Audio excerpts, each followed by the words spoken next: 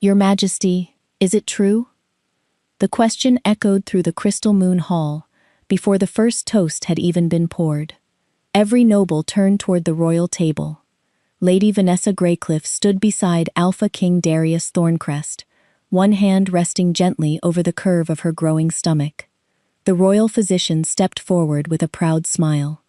"It is my honor to confirm the rumors." He bowed deeply. "Lady Vanessa is expecting a healthy child." The hall exploded into applause. Crystal goblets rose into the air. Music swelled from the royal orchestra. Lords congratulated one another as if the future of the kingdom had already been secured. Only one person remained perfectly still. Luna Serena Ashvale. She sat beside the throne with graceful posture, her hands folded quietly in her lap. Her smile never wavered. Anyone watching from a distance would have believed she shared everyone else's happiness. Only the elderly royal midwife noticed the truth. For the briefest moment, Serena's right hand drifted instinctively to her own stomach. Then, just as quickly, she lowered it again. The movement was so small no one else saw it. But the midwife's heart sank. She's carrying a child too. The realization struck like lightning. Not even the king knew. Months earlier, Serena had planned to tell Darius the moment the palace physician confirmed the pregnancy. Then the whispers had begun. The king was spending more evenings with Lady Vanessa.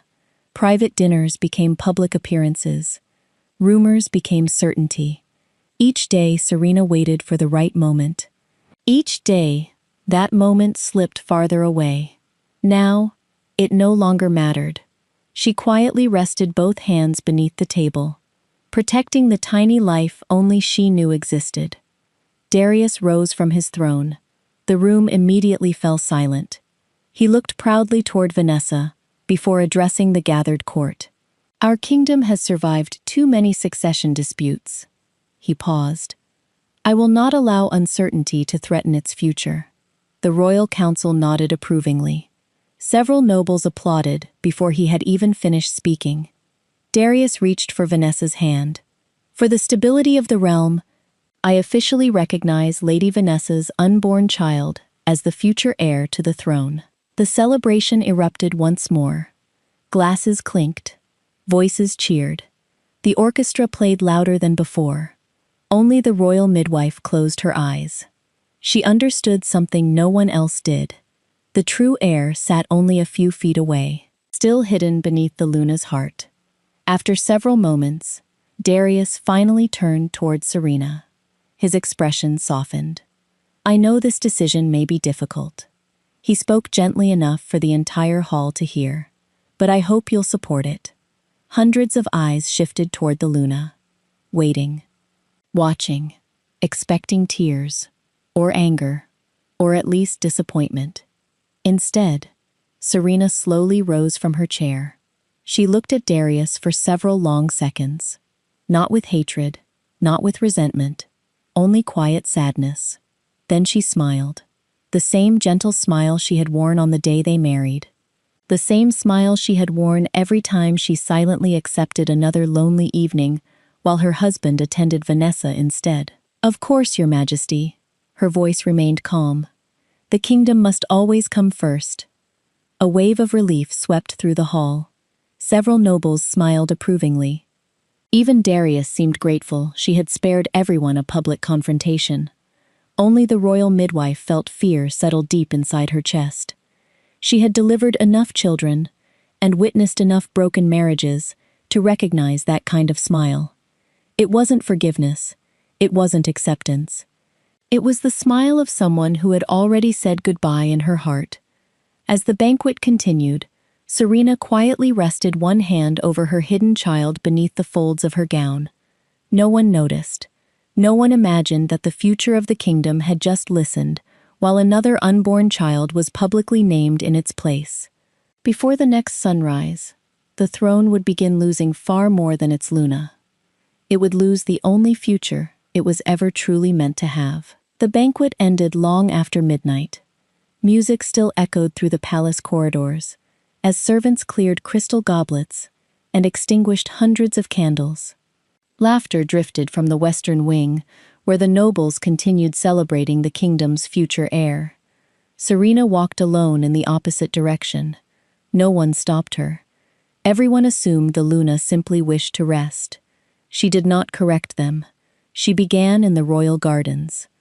Moonflowers bloomed beneath silver light, their fragrance carried gently by the evening breeze. Years earlier, she and Darius had planted the first flowers there together. He had laughed when dirt stained her hands.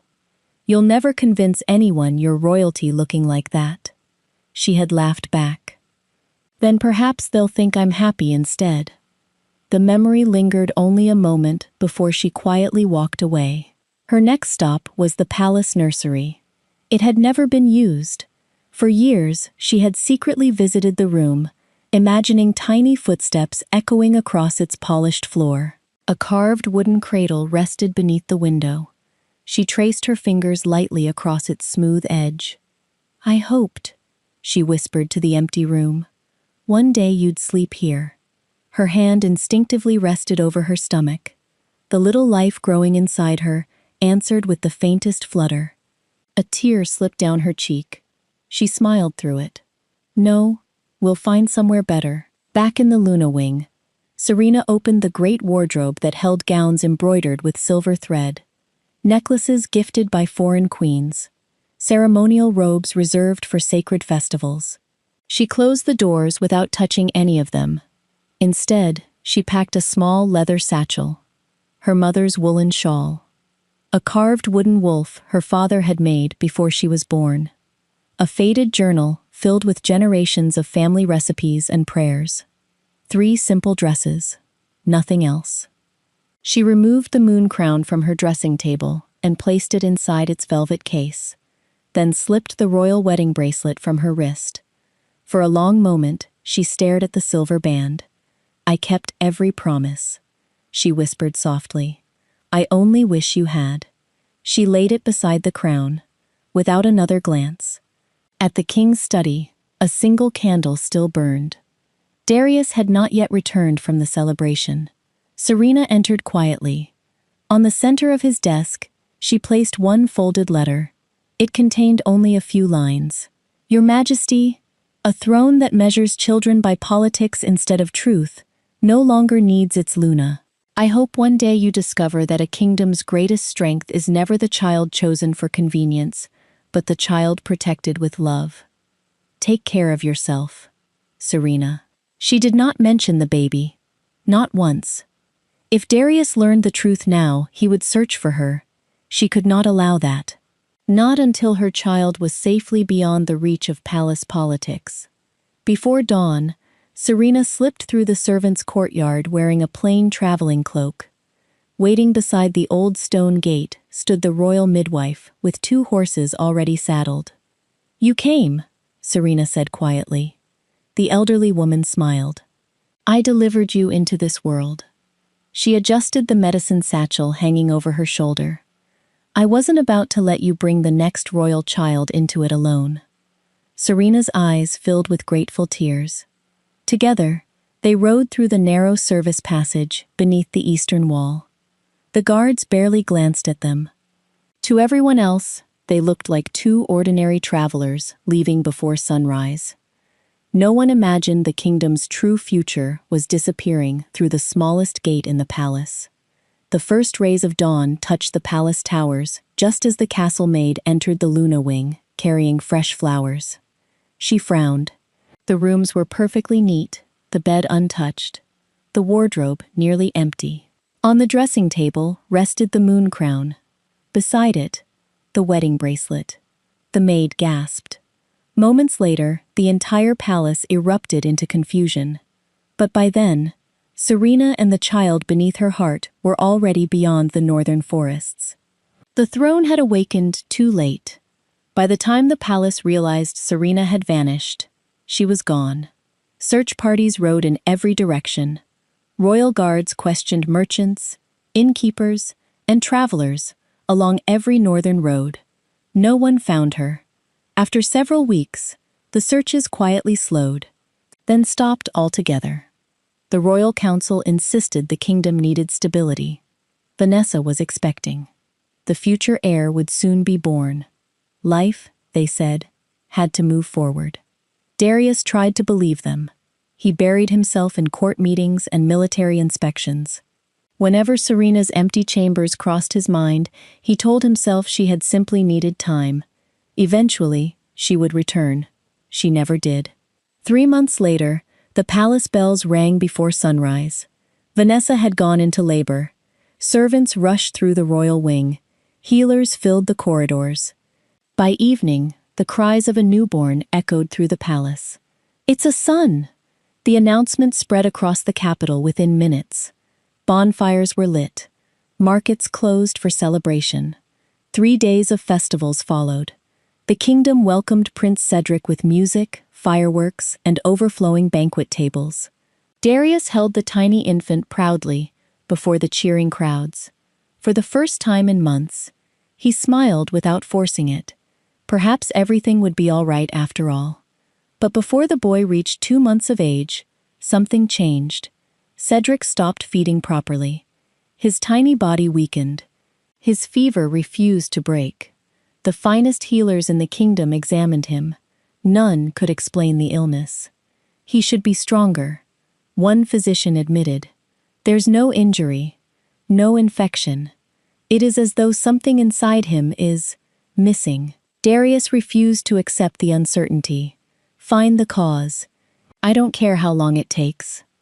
One stormy evening, the keeper of the royal blood records requested an immediate audience. The elderly scholar carried a weathered iron chest, sealed with the crest of the first Alpha King. No one had opened it for generations. He knelt before the throne. "Your Majesty, there is one tradition that has not yet been performed." Darius frowned. "What tradition?" "The blood rite." The old man carefully lifted an ancient scroll. "Every child born into the royal line must undergo it before succession is confirmed." Vanessa stiffened. "I've never heard of such a thing." "Very few have," the keeper replied. "It was forgotten because every true heir has passed it for nearly 400 years. The ceremony took place beneath the sacred moon altar. The high priest made a tiny cut across the infant's fingertip. One crimson drop fell onto the ancient white stone. Everyone waited. Nothing happened. The altar remained cold, silent. The high priest looked down in disbelief. He repeated the ritual. Again, nothing. The keeper slowly unrolled the final section of the ancient scroll. His hands trembled. The royal wolf cannot awaken through the Alpha King's blood alone. The hall became deathly quiet. It is inherited only when the child is born from both the reigning Alpha and the moon-chosen Luna. Vanessa's face turned pale. Darius stared without blinking. "What are you saying?" The old scholar lowered his head. "This child is your son. But he is not the kingdom's true heir." Before anyone could speak again, the great doors opened. The royal midwife entered carrying a small sealed record.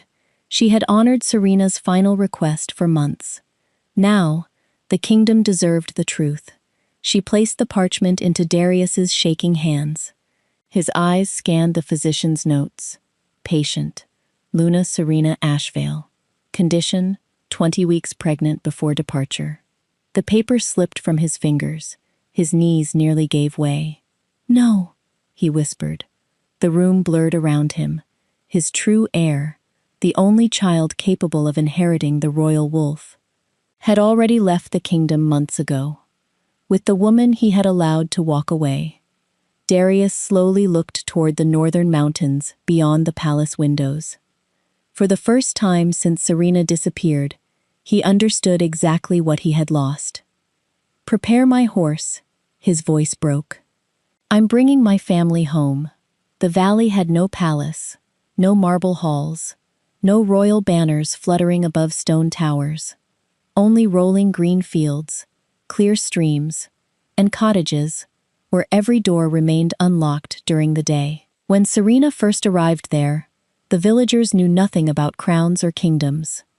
They saw only a weary young woman expecting a child and an elderly midwife carrying too many bags. That was enough. An elderly couple offered them a small cottage overlooking the river. A blacksmith repaired the broken fence without asking for payment. The baker delivered warm bread every morning until Serena was strong enough to work. No one asked who she had once been. They simply asked what she needed. For the first time in years, Serena discovered what it felt like to be valued without a title. Several weeks later, the first cries of a newborn echoed through the little cottage. "It's a boy," the royal midwife whispered with tear-filled eyes. Serena held her son against her chest, his tiny fingers wrapped around hers with surprising strength. "Hello, Rowan." She smiled through happy tears. "My little wolf." The midwife looked down at the sleeping infant. "He has his father's eyes." Serena gently kissed the baby's forehead. "I hope he grows to have his own heart." She made one promise before the fire that night. Her son would never believe love had to be earned through power. The years passed quietly. Rowan grew like every other child in the valley. He chased butterflies through wildflower fields, learned to swim in the icy river, returned home every evening with muddy boots and impossible stories. No one called him Prince. He simply answered to Rowan. When he turned 5, the village carpenter handed him a tiny wooden hammer. "You'll learn to build before you learn to lead." The blacksmith taught him how to repair broken tools. Farmers showed him how to plant wheat before winter. The village healer let him organize herbs, while explaining which plants eased pain and which saved lives. Every lesson carried the same message. A leader should first learn how people live. Only then could he understand how to help them. One autumn afternoon, Rowan watched several children run toward their fathers after work. He remained beside the river, unusually quiet. Serena noticed immediately. "What are you thinking about?" He looked up. "Do I have a father?" The question had always been waiting. She simply hadn't known when it would arrive. Serena sat beside him on the grassy bank. "Yes, where is he?" "He lives very far away." "Does he know about me?" She hesitated only briefly. "I believe he does now." Rowan frowned. "Is he a bad man?" The answer came without bitterness. "No, he loves his kingdom very much." The little boy considered that carefully. "Does he love us too?" Serena smiled sadly. "I think he forgot how." Rowan slipped his small hand into hers. "When I grow up, I don't ever want to forget." Tears threatened to fall, but Serena blinked them away. "I know you won't." The valley flourished because its people cared for one another. If one family harvested extra grain, every neighbor shared in it. If someone became sick, meals appeared on the doorstep before sunset. Rowan grew up believing this was simply how the world worked. He learned everyone's names. The shepherd's birthday, the widow who preferred lavender tea, the old fisherman whose knees ached whenever rain approached. Compassion became as natural to him as breathing. Serena quietly thanked the moon goddess every evening. Her son was growing into exactly the kind of man the kingdom needed, even if the kingdom didn't know it yet. Far beyond the mountains, rumors began spreading from neighboring lands. A strange sickness was moving from village to village. Entire packs were falling ill. Trade routes closed. Fear traveled faster than the disease itself. Yet one place remained untouched. A quiet northern valley where an extraordinary healer and her young assistant cared for everyone who arrived. Soon, even kings would hear their names. The sickness spread faster than any army ever had. Village after village closed its gates. Trade caravans disappeared from the roads. Royal healers exhausted every known remedy. Still, the fever claimed more lives each week. Only one place remained untouched. A small valley beyond the northern mountains. Travelers spoke of it with quiet amazement. They don't turn anyone away. They share their food. The healer treats strangers before asking their names. At first, Darius dismissed the stories as hopeful exaggeration. Then, his own royal physician returned from the north. "I've seen it myself, your majesty. The valley has no plague, no hunger, no panic." Darius frowned. "How?" The physician hesitated. "The people say their healer taught them something years ago. Fear spreads faster than illness. They chose compassion before fear, for reasons he couldn't explain." That sentence reminded Darius of Serena. 2 days later, he rode north with only a handful of guards. The farther they traveled, the quieter the roads became. When they finally reached the valley, he expected desperation. Instead, he found children laughing beside a stream, farmers harvesting together, fresh bread cooling on open windowsills. People greeted one another by name. No one hurried, no one shouted. Hope seemed to live there as naturally as sunlight. The royal physician smiled. This is the place. They found the healer beneath a massive oak tree. Long tables had been arranged beneath its branches. Bundles of herbs hung drying in the afternoon breeze. Patients waited patiently, receiving medicine, soup, and comforting words with equal care. Then Darius saw her, Serena. She knelt beside an elderly woman, gently wrapping a bandage around the woman's wrist. Time seemed to stop. She looked older, a little thinner, yet the quiet kindness in her eyes remained exactly the same. Before he could take another step, laughter echoed nearby. A young boy hurried between the treatment tables, carrying neatly labeled baskets of medicine. "Mrs. Holloway," he called cheerfully, "your tea leaves are ready. Mr. Brenner, your cough syrup." Everyone thanked him. Everyone smiled. The boy knew every person by name. Darius watched him in silence. Then the child looked up. Their eyes met. Something ancient stirred inside the king's chest. His wolf suddenly became restless, not with danger. Recognition.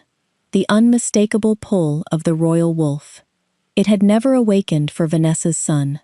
It answered this child instantly. Darius's breath caught. The same silver-gray eyes, the same determined jaw, the same small scar beneath the left eyebrow that Darius himself had carried since childhood. The boy walked toward him politely. "Good afternoon, sir." He offered a friendly smile. "Are you here for medicine?" Darius couldn't speak. The child tilted his head curiously. "You look tired. We have fresh soup if you're hungry."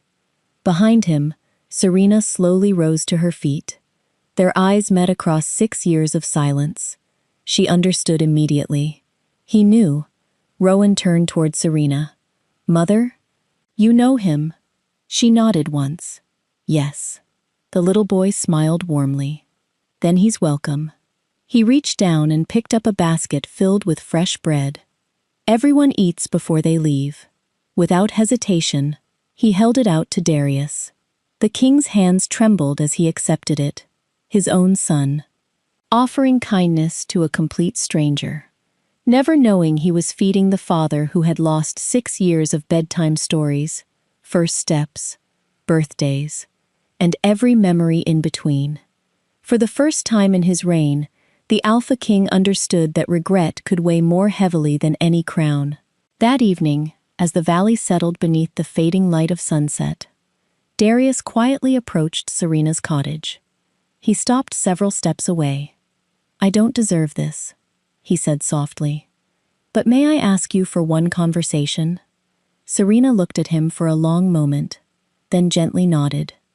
"After Rowan falls asleep." That evening, the valley grew quiet. Lanterns glowed softly outside the cottages, while the last rays of sunlight disappeared behind the mountains. Inside the little house, Rowan had already fallen asleep. His favorite wooden wolf rested beneath one arm. Serena gently pulled the blanket over him before stepping outside. Darius waited beneath the old oak tree where they had first spoken that afternoon. For several moments, neither of them said a word. The silence wasn't uncomfortable. It simply carried 6 years that neither knew how to begin describing. Darius spoke first. "I'm sorry." The words came quietly, without ceremony. without excuses. Serena studied his face. He looked older than she remembered. The confidence that once defined him had been replaced by something much heavier: regret. "I should have listened to you," he continued. "I should have protected our family instead of my reputation. I believed I was securing the kingdom." He lowered his head. "I was only protecting my pride." Serena remained silent, allowing him to finish. "I've replayed that banquet 1,000 times. If I could change one night, I would." She looked toward the stars before asking a single question. "If Vanessa had never become pregnant," Darius slowly lifted his eyes, "would you still have chosen me?" He opened his mouth, then closed it again.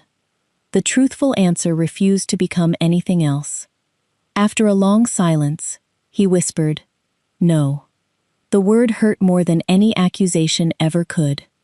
Serena nodded gently. "I know." He stared at her in disbelief.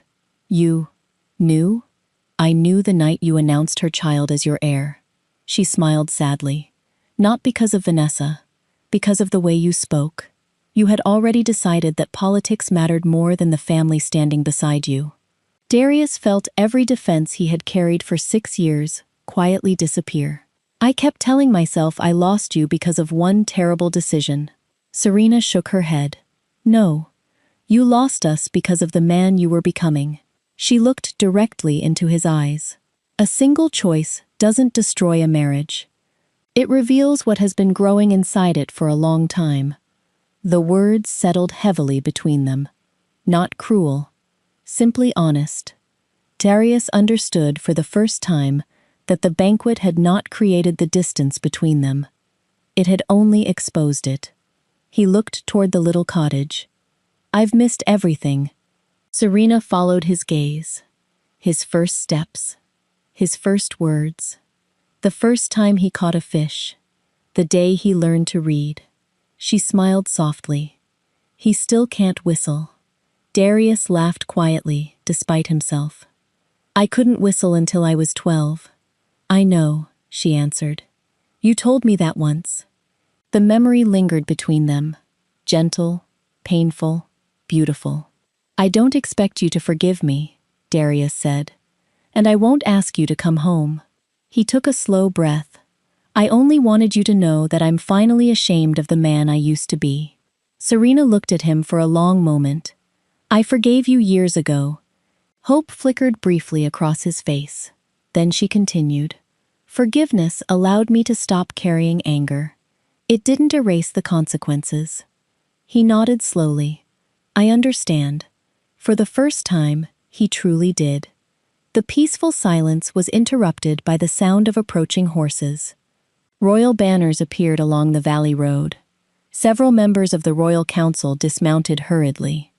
The chancellor stepped forward and bowed deeply. "Your Majesty." Then he turned toward Serena. "My lady." Finally, his eyes settled on the sleeping cottage. He swallowed hard before speaking. "We've come to ask permission to meet Prince Rowan." Serena's expression remained calm. "There is no prince here."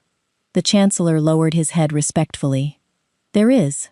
He simply hasn't been told yet." The future of the kingdom had finally arrived at the little valley. Not to reclaim a child, but to ask one simple question. Would he choose a crown? The royal council remained in the valley for 3 days. No one rushed the conversation. No one demanded an answer.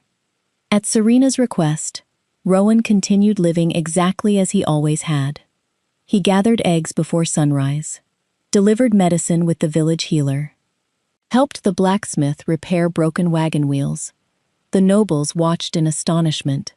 They had spent their lives believing a future king should be raised behind palace walls.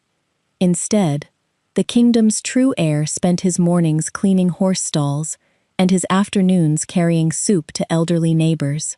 The chancellor quietly whispered to Darius, "I've never seen a child command respect without asking for it." Darius smiled sadly. "Neither had I." On the 4th morning, Serena knelt beside Rowan, beneath the old oak tree. The royal council waited a respectful distance away. "My sweet boy," she said gently. There is something you deserve to know. Rowan looked up curiously. Am I in trouble? She smiled. Not at all. She told him everything. About the palace, the crown, the ancient royal wolf, his father, and why she had chosen to leave before he was born. She did not speak with anger. She spoke with honesty. When she finished, Rowan sat quietly for several moments. Finally, he turned toward Darius. So, you're my father. Darius stepped closer. I am. I'm sorry I wasn't there. Rowan studied him carefully. You really didn't know about me? No. I found out after you were already gone. The little boy nodded slowly. I think that would have made me sad too. The Chancellor stepped forward. Prince Rowan. He bowed deeply. The kingdom humbly asks you to return with us. The throne belongs to you. Every noble lowered their head, waiting. Rowan looked toward Serena. What should I do? She rested both hands gently on his shoulders. This is the only decision I will never make for you. Whatever you choose, I'll be proud of you. He frowned thoughtfully, then wandered toward the river alone. No one followed. Even the birds seemed unusually quiet as he skipped small stones across the water. When he finally returned, everyone stood waiting. Rowan looked first at Darius, then at the royal council. I'll help. Relief swept across every noble face. But before anyone could celebrate, Rowan continued. I don't want the palace. Confused murmurs spread through the crowd. The Chancellor blinked. You? Don't. Rowan shook his head. I'll visit. I'll learn. I'll help people. But I want everyone there to have what we have here. Darius smiled gently. And what is that? The little boy looked around the valley. Children waved from nearby fields. Neighbors laughed while sharing baskets of vegetables. An elderly woman smiled as two teenagers repaired her roof together. They know each other's names. Silence settled over the valley. No scholar, no advisor, no general had ever answered the question so simply. Tears gathered in the Chancellor's eyes. I've served 4 kings, he whispered. I've never heard a wiser answer. Darius knelt before his son, not as a king, as a father. I can't give you back the years I missed, he said quietly. But if you'll allow me, I'd like to spend the rest of my life earning the ones we still have. Rowan smiled. I think we can try. For the first time in 6 years, Darius embraced his son, not because royal blood demanded it, because love finally did. Years later, when Rowan became old enough to choose for himself, he accepted the crown, but not before making one promise that would change the kingdom forever. 12 years later, the bells of the capital rang from sunrise until dusk. People crowded every street leading to the palace.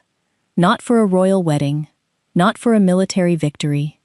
They had gathered to witness the coronation of the kingdom's long-awaited ruler, Prince Rowan. The little boy who had once believed every leader should know the names of the people they served. Now he stood before the crystal moon throne, wearing simple ceremonial robes, instead of the heavy jeweled cloak tradition required. When the high priest lowered the ancient crown onto his head, the crowd erupted into cheers. King Darius stood a few steps behind him. Older now, his hair streaked with silver, his shoulders no longer carried the certainty of youth. Instead, they carried humility. He watched his son accept the crown with quiet pride, not because Rowan inherited the throne, because he had earned it long before this day. After the ceremony, the royal council escorted Rowan toward the grand palace overlooking the capital. The Chancellor smiled. Your Majesty, your new home awaits. Rowan looked up at the towering marble building, then gently shook his head. No. The nobles stared in confusion. I won't live here. One advisor blinked. But this has always been the royal residence. Rowan smiled kindly. Then perhaps it's time it became something better. Weeks later, construction began. The magnificent palace that had once housed generations of kings was transformed room by room. The grand ballroom became an emergency treatment center. Royal banquet halls became recovery wards. Guest chambers became homes for traveling physicians and healers. The throne room itself became the kingdom's largest children's hospital. Visitors paused in amazement. No ruler had ever surrendered a palace for ordinary people. Rowan simply answered, "A building should serve those who need it most." A smaller royal residence was built beside the gardens. Comfortable, practical, large enough for the royal family. Nothing more. Serena quietly accepted another responsibility. She established the Royal Healing Foundation. Young healers from every province received free training regardless of birth or wealth. Scholarships honored village midwives who had spent their lives serving forgotten communities. The elderly royal midwife attended the opening ceremony with tears in her eyes. "You kept your promise," she whispered. Serena smiled. "I only continued the kindness others once showed us." Darius chose not to interfere with Rowan's reforms. Instead, he stood behind them. Whenever ministers questioned the king's decisions, Darius answered with the same quiet smile. "My son wasn't raised to protect a throne. He was raised to protect people." The kingdom slowly changed. Hospitals reached villages that had never seen physicians. Schools taught farming, healing, reading, and leadership together. Taxes were lowered for struggling families. Every new law began with one simple question: will this help the people? If the answer was no, the law was rewritten. Years passed. Neighboring kingdoms sent ambassadors to study Rowan's government. Most expected to discover secret military strategies. Instead, they found community kitchens, village councils, libraries, hospitals. Children laughing beside fountains, built where royal statues once stood. One visiting prince finally asked Rowan, "Where did you learn to rule like this?" Rowan smiled. "My first lessons weren't taught in a palace." He looked toward the northern mountains, where a quiet valley still rested beyond the forests. They were taught by people who believed everyone deserved to be known. The prince never forgot those words. Soon, young rulers from across the continent began making pilgrimages to the valley where King Rowan had grown up. They all asked the same question: what makes a truly great king? Every spring, King Rowan returned to the valley where he had spent his childhood. He never traveled alone.